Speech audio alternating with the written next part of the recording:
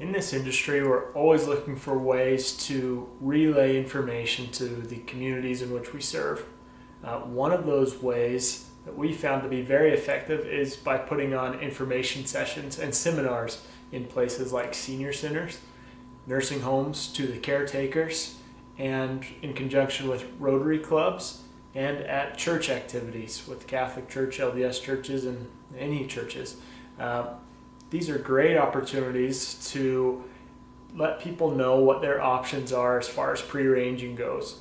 A director of a facility may contact you and have you come in to speak specifically about Medicaid or Social Security benefits or veterans benefits. Those are great things to talk about, and they're important.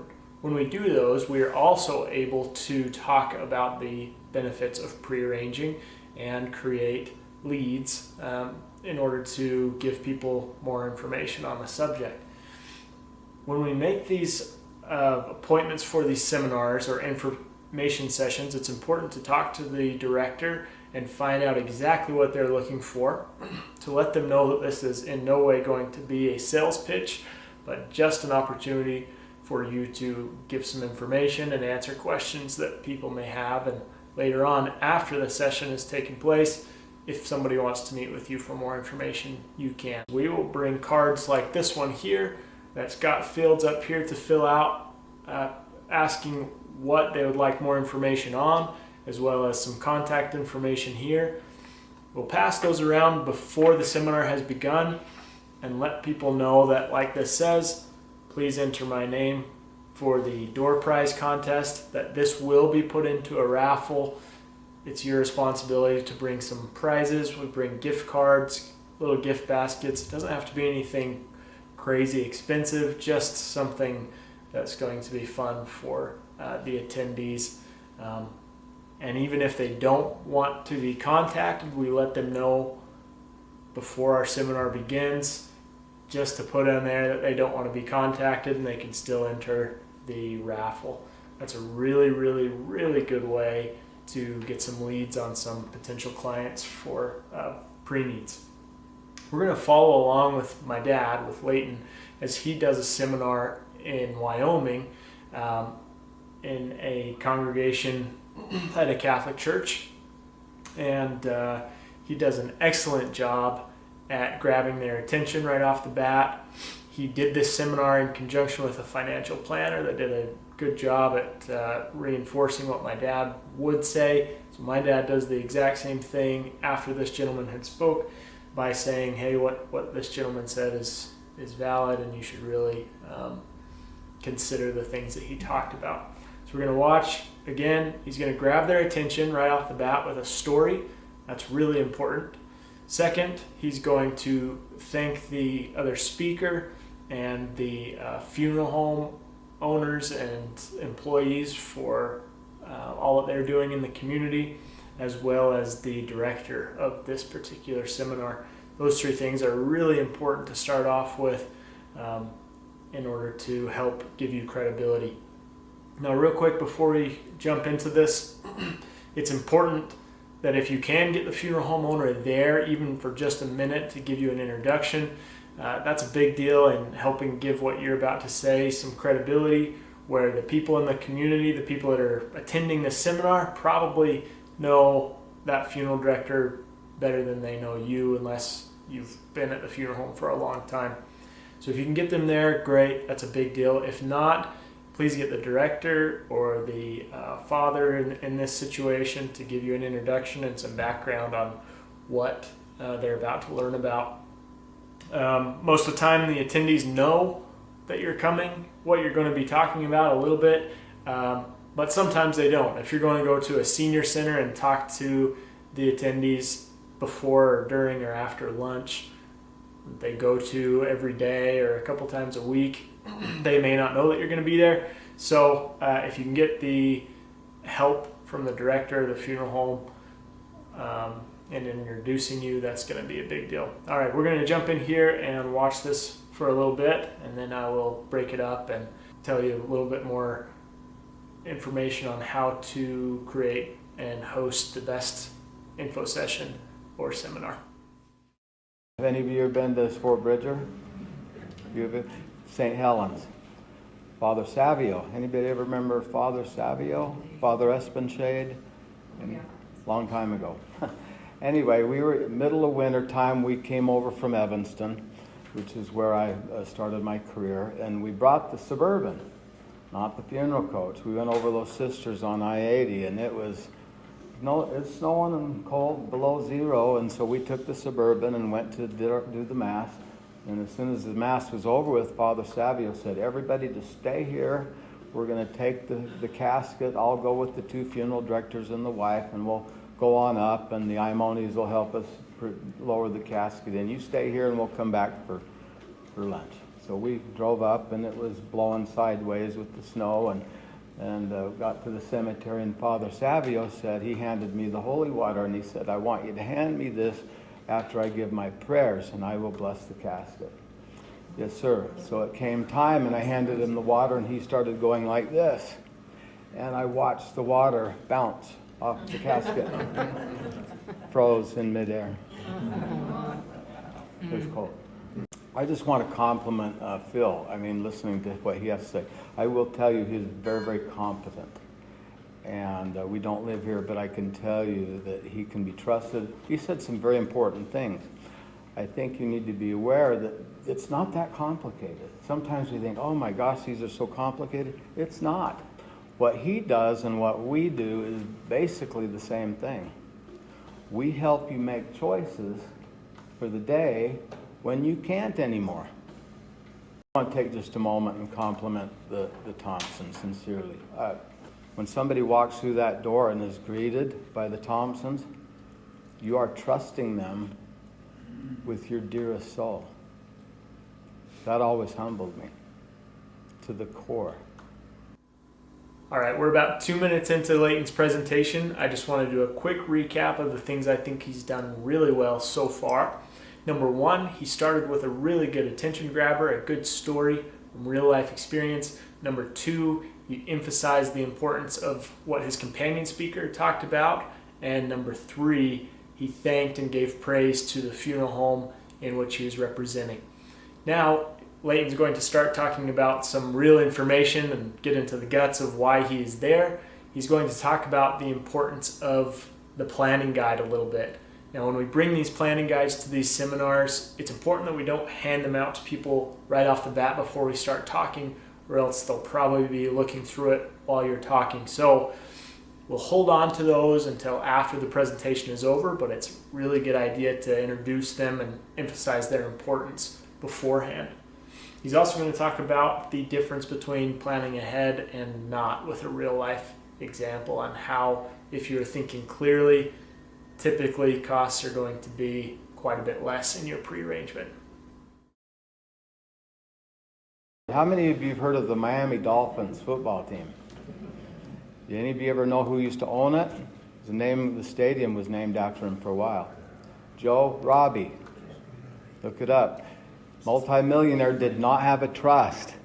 When he died, guess what happened? No more Joe Robbie Stadium.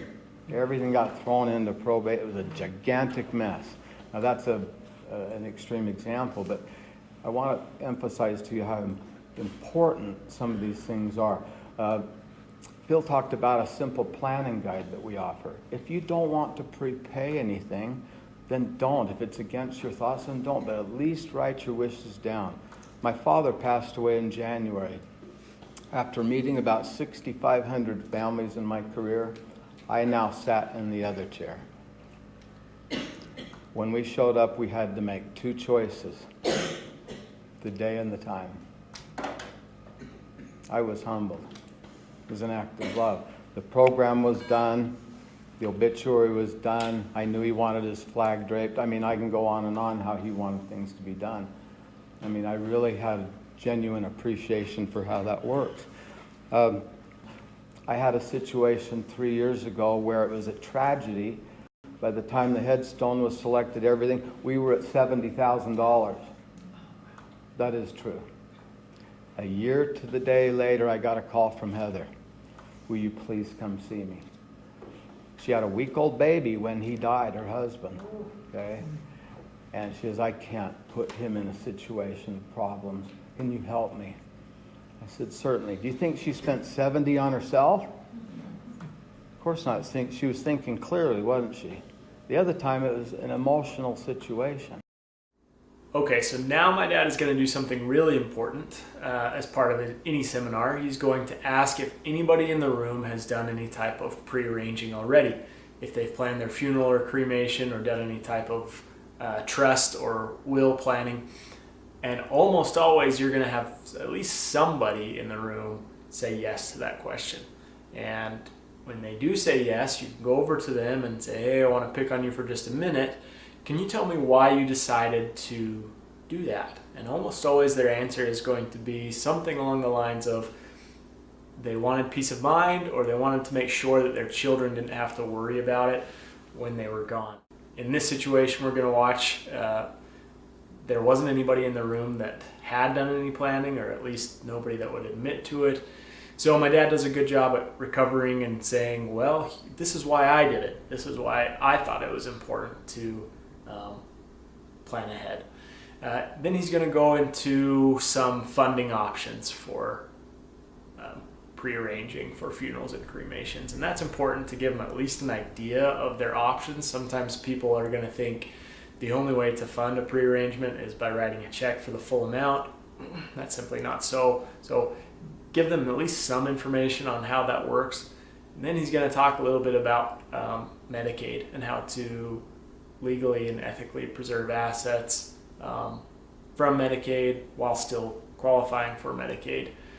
He's just going to give, again, just a little bit of information on each of those subjects to help them want to know more about those subjects. So let's take a minute and watch this. How many people in this room have done any type of pre-planning with the funeral home? Anybody? Anything at all? Even gravesite? Okay. Well, let me tell you, I have. And I thought, I need to walk the walk, because 6 years ago I almost died. Okay, and I didn't want to leave a mess for my sweetheart. We probably could have paid for it, but we didn't want to have to stress over that, so we make payments. Any of you think, hey, I can't afford that? Well, maybe you can. We help people all the time with just tiny payments. Just do what you can. And if you can't pay anything, don't, because that takes away the peace of mind. That's the number one reason people should pre-arrange, is peace of mind. How many of you ever had to deal with the care center? Anybody? Nursing home, family, anybody? A few? Well, when you go into a care facility, they want to know how they're going to be paid. There's two ways: your own assets or Medicaid. The definition of Medicaid is a benefit for people who are poor, who have nothing. Well, if you've had to give away all your assets to pay that bill, you are poor and you have nothing, right? Okay, that's when Medicaid kicks in. So some people, in good faith, they leave money aside for their funeral or cremation in the form of life insurance, money in the bank, something. Guess what can just be gone and taken? Then what? You just left it to the kids. Well, what we do legally and ethically through the state of Wyoming is we set up a plan for you that's called Irrevocable Funeral Plan. It not only locks in the price, but it can't be taken. It's not counted. It's not like we're trying to hide something. It's an allowable thing that you can do. You could lose all your assets potentially, but you still have that plan. One of the things my dad is going to do really well in this seminar is address concerns and objections before they even come up. And one of those main objections that we see in our industry is, I've got life insurance and I don't need any other type of planning for my funeral. Well, he's going to explain why life insurance maybe isn't the best option to pay for a funeral or a cremation. So let's take a minute. We're going to watch how he handles this next part. Some people say, I got life insurance. And once again, I'm a big believer in life insurance. But not for a funeral. Let me tell you why. Life insurance we've established can be taken, right? You can lose it. Here's the problem with most life insurance. Okay, sometimes we'll have a family come in and they'll dust off a policy from the 60s and it says, my funeral plan. Mother's brought it in and it's for $2,000. Well, guess what it's still worth? $2,000, okay. Sid is extremely fair on his pricing, but not that fair. A lot of times with life insurance, you'll pay on it for the rest of your life. Guess what? My funeral plan with my wife, we're paying for 5 years. We're about halfway into it. Big thing about life insurance, it doesn't make the choices for you. Yeah, it's better than nothing, but it still doesn't make any choices for you. So be a little careful about that, because we've seen the sad stories. Okay, we're just about through the seminar. What Leighton's going to do is recap his main points. He's going to leave some time for some questions, and he's going to do the raffle that he promised. It's really important that sometime in all of this you introduce the planning guide and let people know that they can come up afterwards and you'll hand them one of those. That's a great opportunity for you to talk to the individuals one-on-one and find out more about them, as well as answer questions and set up appointments for pre-needs. The raffle entry cards that you get, the contact cards, it's important that if they requested information that you follow up on those within the first couple of days. Just like if you were to get a mailer back, somebody asking for more information, you're going to follow up with them quickly. It's fresh on their mind and you want to make sure you can address any questions they have right away. So we're going to take these next couple of minutes as Leighton wraps up his seminar and watch how he does it. If you have any questions at all about how to put one of these on, or you'd like for us to come and put one on for you as an example, we'd be happy to do that. We know the effectiveness of seminars and are happy to do them. Please give us a call if we can be of any assistance in this area. We've established the fact that it locks in the price, it's irrevocable. If you move, it goes with you. That is not why people come in to see Sid, Zach, myself. They just want to come in and make it easier on their kids. That's it. That's why people come see us. And don't worry if you change your mind. Don't say, well, I don't know how I want things to go. It doesn't matter. It's just like a trust and a will. You can change it anytime you want. Like Phil said, we're going to stick around, see if you have any questions. We're going to have the raffle in just a minute. But before we do any of you have any questions? Yes, ma'am.